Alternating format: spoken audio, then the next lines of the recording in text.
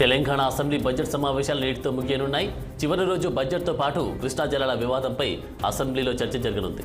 దాంతో పాటు Telangana power generation corporation limited, state forest department corporation limited annual రిపోర్ట్లను table చేస్తారు. ఆ తర్వాత శాసనసభ మండలిలో దివంగత ఎమ్మెల్యేలు, ఎమ్మెల్సీలకు నివాళులర్పిస్తారు.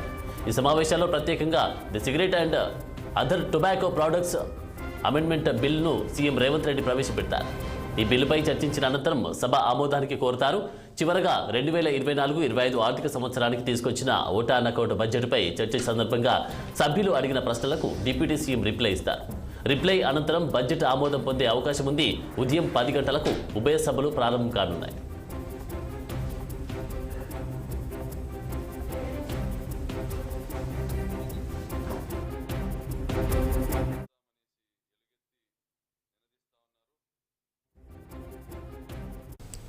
ఇదే అంశానికి సంబంధించి పూర్తి డీటెయిల్స్ మా బ్యూరో చీఫ్ రామ్ లైవ్లో అందిస్తారు. Ram, good morning Anand. మరి కాసేపట్లో తెలంగాణ రాష్ట్ర శాసనసభ ఉభయ సభలు ప్రారంభమవుతాయి. ఇటు అసెంబ్లీ మరియు మండలి సమావేశాలు ప్రారంభమవుతాయి.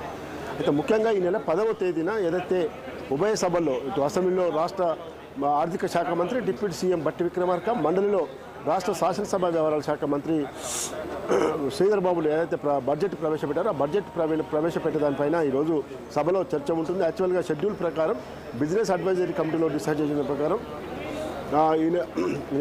రేపు ఇవాళ 2 రోజుల పాటు వాస్తవంగా బడ్జెట్ పైన ఈ చర్చ కొనసాగుతుంది. అనంతరం ద్రవ్య వినిమయ బిల్లు ఆమోదానికి సభ ఆమోదం పొందాలి. అయితే ఈ పరిస్థితుల్లో ప్రజెంట్ ఏదైతే బడ్జెట్ ప్రవేశపెట్టిన పరిస్థితుల తర్వాత కొన్ని పరిణామాలు మారాయి. ఈ నెల 13వ తేదీన మేడిగడ్డ సందర్శనకు, కాళేశ్వరం ప్రాజెక్టు సందర్శనకు రాష్ట్ర ప్రభుత్వం ముఖ్యమంత్రి రేవంత్ రెడ్డి అన్ని పార్టీల ఎమ్మెల్యేలను తీసుకెళ్తానని చెప్పే నేపథ్యంలో రేపు ఉదయం సభ ఉంటుందా లేదనేది మాత్రం ఇంకా క్లారిటీ లేదు. అటు శాసనమండలి కానీ ఇటు సభ 2 సభలు కూడా ఉంటాయా లేదనేది ఇంకా క్లారిటీ అయితే లేదు. ఇవాళ సాయంత్రం బీఎస్సీ సమావేశంలో డిసైడ్ చేసి చెప్తామని కూడా చెప్తున్న సందర్భం. అయితే ఇవాళ సభలో మాత్రం ఒక 3 మాజీ దివంగత శాసనసభ్యులకి సంతాపం తీర్మానం ప్రవేశపెడతారు. సభ ఉభయ మండలిలోను ఇటు అసెంబ్లీలోను.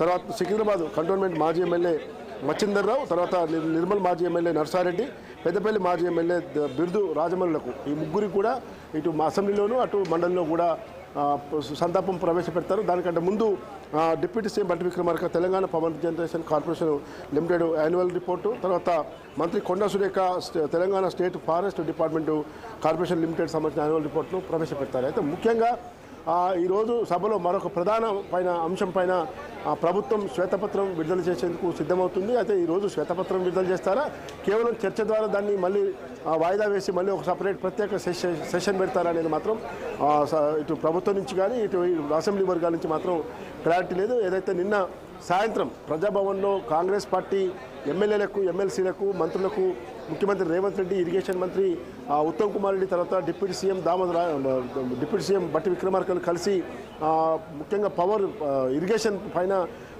మొత్తం పవర్ పాయింట్ ప్రజెంటేషన్ చేశారు, అవగాహన కల్పించారు. ఈ ప్రస్తుతం ఏదైతే అధికార కాంగ్రెస్ పార్టీ, ప్రధాన ప్రతిపక్షమైన బీఆర్ఎస్ పార్టీల మధ్య కృష్ణానది బోర్డు యాజమాన్యానికి ప్రాజెక్టుల అప్పగింత విషయంలో నువ్వంటే నువ్వే, నేనా అన్నట్టు ఒకరిపై ఎవరు విమర్శలు చేసుకోవడం, ఆరోపణలు చేసుకోవడం చూస్తూ ఉన్నాం.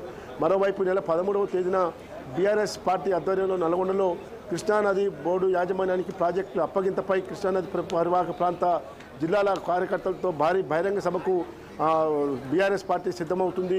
దానికి బీఆర్ఎస్ పార్టీ అధినేత మాజీ ముఖ్యమంత్రి కేసీఆర్ కూడా హాజరవ్వాలని చెప్పి ఇప్పటికే డిసైడ్ చేశారు. మరోవైపు అది ప్రకటించిన నేపథ్యంలో ప్రభుత్వం మాత్రం అదే నెల 13వ తేదీన రేపు 13వ తేదీన మేడిగడ్డ బ్యారేజీ సందర్శనకి ప్రభుత్వం తరఫున అన్ని పార్టీల ఎమ్మెల్యేలను తీసుకెళ్తామని చెప్పింది. అయితే దీనికి బీఆర్ఎస్ ఎట్లాగో హాజరు కాలేని పరిస్థితి ఉంది కాబట్టి బీజేపీ మేము గతంలోనే చూసాము, పెద్దగా ఇప్పుడు చూడాల్సిన అవసరం లేదని చెప్పి బీజేపీ దూరంగా ఉండే అవకాశం ఉంది. ఎంఐఎం వైఖరి ఏందనేది మాత్రం ఇంకా పార్టీ స్పష్టం చేయాల్సి ఉంది.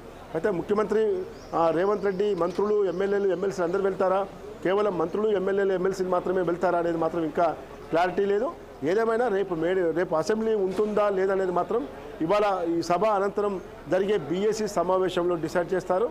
మరోవైపు రేపు సభ ఉండకుంటే 14-15 తేదీల్లో 2 రోజుల పాటు సభను నిర్వహించి కేవలం ఇరిగేషన్ పైనే గత బీఆర్ఎస్ ప్రభుత్వం 9.5 సంవత్సరాల కాలంలో కాళేశ్వరం ప్రాజెక్టుతో పాటు ఇతర ప్రాజెక్టు చేపట్టిన ఎన్ని నిర్మాణాలు చేపట్టింది, ఎన్ని ప్రాజెక్టుకు మోక్షం లభించింది, దానికి పెట్టుబడి ఎంత పెట్టింది, ఎన్ని లక్షల కోట్లు అవినీతి జరిగింది, వాస్తవంగా టెండర్ల ప్రకారం ఎంత జరగాలి, ప్రస్తుతం మేడిగడ్డ బ్యారేజ్ కుంగుబాటు ఎందుకు జరిగింది అనే దానిపైన కూడా ఈరోజు క్లారిటీ వస్తుంది.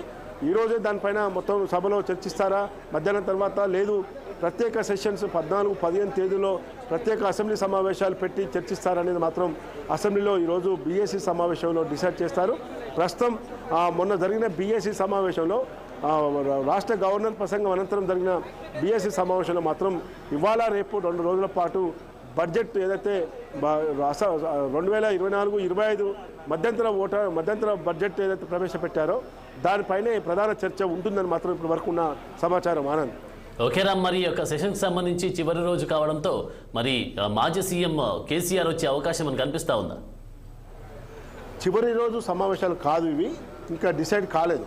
ఎందుకంటే బిజినెస్ అడ్వైజరీ కమిటీలో ఇప్పటి వరకు తీసుకున్న ఎజెండా ప్రకారం ఇవాళ రేపు 2 రోజుల పాటు కూడా బడ్జెట్ పైన ప్రధాన బడ్జెట్ ఏదైతే ప్రవేశపెట్టారో దానిపైన ప్రధానంగా చర్చిస్తుంది. ఎందుకంటే కాంగ్రెస్ పార్టీ ప్రభుత్వానికి ఈ 6 గ్యారంటీల 100 రోజుల్లో 6 గ్యారంటీల అమలు సంబంధించిన విషయమే ప్రధాన అంశంగా ఉంది కాబట్టి 6 గ్యారంటీల పైన కూడా ఇంకా చాలా పెద్ద ఎత్తున చర్చ జరగాల్సి ఉంది. దానికి సంబంధించిన నిధులు అవన్నీ కూడా కేటాయించాల్సిన పరిస్థితి ఉంది కాబట్టి ఇవాళ సాయంత్రానికి కానీ బడ్జెట్ ప్రతిపాదన బడ్జెట్పై అన్ని పార్టీల మాట్లాడటం, దానికి సీఎం సమాధానం చెప్పడం, దానికి ఆమోదం పొందడం తర్వాత కానీ క్లారిటీ వస్తుంది. రేపు అసెంబ్లీ ఉంటుందా లేదా, ఉండకుండా మేడిగడ్డకు సీఎంతో పాటు మంత్రులు ఎమ్మెల్యేలు అన్ని పార్టీల ఎమ్మెల్యేలు కూడా ఆహ్వానించిన నేపథ్యంలో అది ఉంటుందా లేదా ప్రోగ్రాం కూడా ఇంకా ఉంటుందా లేదా ఒకటి కన్ఫర్మ్ కావాలి. దాంతోపాటు మరోవైపు బీఆర్ఎస్ పార్టీ ఇప్పటికే 13వ తేదీన సభ ఏర్పాటు చేసుకుంది కాబట్టి డైరెక్ట్గా ప్రస్తుతం అసెంబ్లీ జరుగుతున్న పరిణామాలు, మొత్తం ఇరిగేషన్ పైన కాళేశ్వరం ప్రాజెక్టుతో పాటు కృష్ణానది బోర్డు యాజమాన్యానికి ప్రాజెక్టుల అప్పగింత ఈ అంశాలపైన కూడా రేపు సభలో మాజీ ముఖ్యమంత్రి బహిరంగ సభలో మాజీ ముఖ్యమంత్రి కేసీఆర్ సభను ఉద్దేశించి మాట్లాడతారు. ఇవాళ కానీ వాళ్ళ అసెంబ్లీకి కేసీఆర్ రారు. Thank you Ram.